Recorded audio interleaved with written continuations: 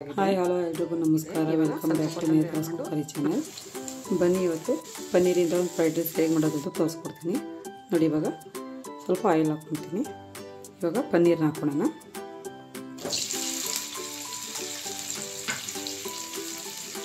ಸ್ವಲ್ಪ ಆಯಿಲಲ್ಲಿ ಫ್ರೈ ಮಾಡ್ಕೊಳ್ಳೋಣ.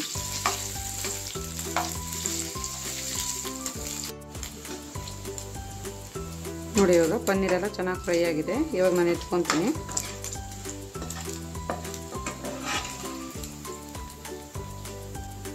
ಇಷ್ಟು ಫ್ರೈ ಆದರೆ ಸಾಕು.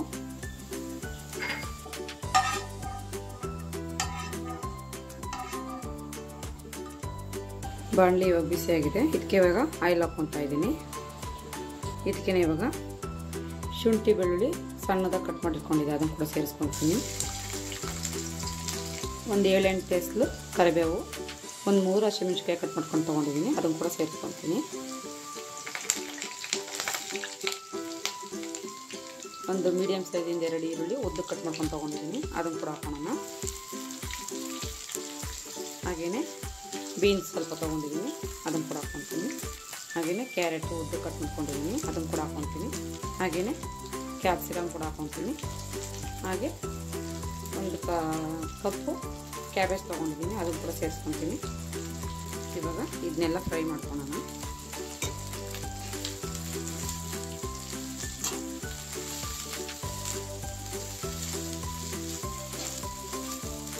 ಇದನ್ನು ನಾವು ಜಾಸ್ತಿ ಫ್ರೈ ಮಾಡ್ಕೋಬಾರ್ದು, ಅದು ಹಸಿ ಇರಬೇಕು. ಸ್ವಲ್ಪ ನಮಗೆ ಬಾಯಲ್ಲಿ ಕ್ರಂಚಿನೆಸ್ ಸಿಗಬೇಕು ಇದಕ್ಕೆ, ಆಮೇಲೆ ನಮ್ಮ ತಿನ್ನೋ ಕೂಡ ಟೇಸ್ಟ್ ಚೆನ್ನಾಗಿರುತ್ತೆ ಅದರಲ್ಲಿ. ನೋಡಿ ಇವಾಗ ಇದಿಷ್ಟು ಫ್ರೈ ಆಗಿದೆ.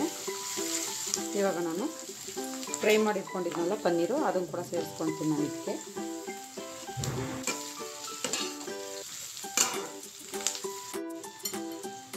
ನೋಡಿ ಇವಾಗ ನಾನು 1 ಲೋಟ ಅಕ್ಕಿ ಹಾಕ್ಬಿಟ್ಟು ರೈಸ್ ಮಾಡ್ಕೊಂಡಿದ್ದೆ. ಇವಾಗ ಇದನ್ನು ಕೂಡ ಸೇರಿಸ್ಕೊತೀನಿ ನಾನು. ಈ ರೈಸ್ಗೆ ಇವಾಗ ನಾನು ಸೋಯಾ ಸಾಸ್ ತೊಗೊಂಡಿದ್ದೀನಿ. ಒಂದು ಅರ್ಧ ಸ್ಪೂನಷ್ಟು ಸೋಯಾ ಸಾಸ್ ತೊಗೊಂಡಿದ್ದೆ, ಅದನ್ನು ಸೇರಿಸ್ಕೊತೀನಿ ಇವಾಗ. ಹಾಗೆ ಗ್ರೀನ್ ಚಿಲ್ಲಿ ಸಾಸ್ ತೊಗೊಂಡಿದ್ದೀನಿ, ಅದನ್ನು ಕೂಡ ಸೇರಿಸ್ಕೊತೀನಿ.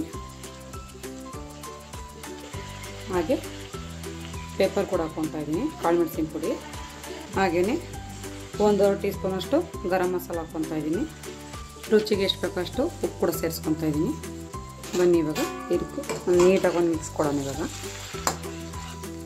ಮಿಕ್ಸ್ ಮಾಡ್ಕೊಳೋಣ ಚೆನ್ನಾಗಿ.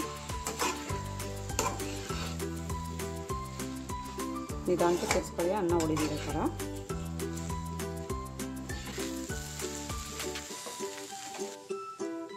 ನೋಡಿ ಇವಾಗ ಪನ್ನೀರ್ ಫ್ರೈಡ್ ರೈಸ್ ರೆಡಿಯಾಗಿದೆ. ಇವಾಗ ಸ್ವಲ್ಪ ಕೊತ್ತಂಬರಿ ಹಾಕ್ಕೊಂಡು ನಾನು ಮಿಕ್ಸ್ ಮಾಡ್ಕೊತಾ ಇದ್ದೀನಿ. ಇವಾಗ ರೆಡಿಯಾಗಿದೆ. ಬಂದು ಇವಾಗ ಸರ್ವ್ ಮಾಡೋಣ.